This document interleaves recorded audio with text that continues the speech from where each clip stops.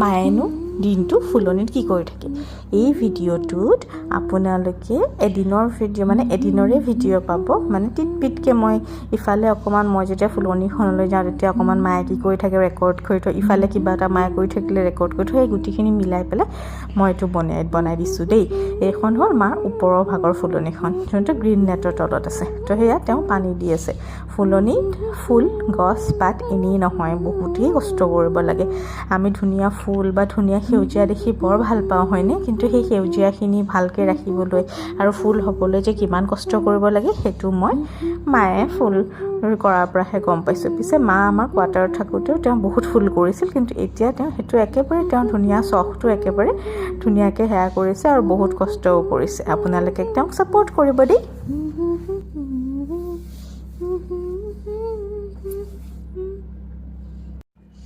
Hello' everyone, কি খবৰ আপোনালোকৰ?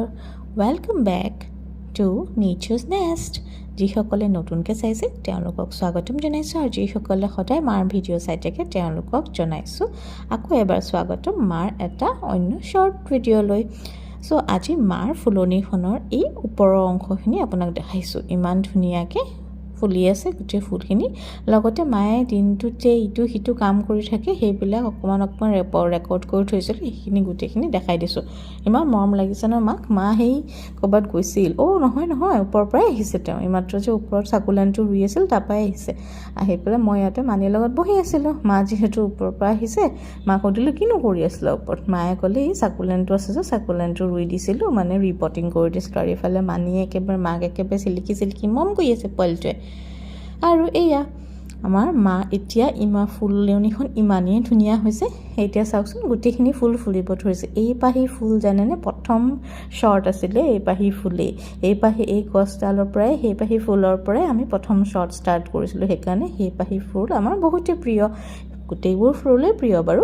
আৰু এই মৰ্ণিং গ্ল'ৰীজোপা দেখিছে যে ইমান ধুনীয়াকৈ বগাই পেলাই একেবাৰে ওপৰৰ চাটখনলৈ গৈছে। আৰু এতিয়া ইমান ধুনীয়াকৈ বগাই আছে দেখিছেনে। মই চেষ্টা কৰিছোঁ দেখাবলৈ বাৰু। আৰু এইকেইটা ফুলৰ মই নাম ইমান নাজানো দেই, মায়েহে ক'ব পাৰিব।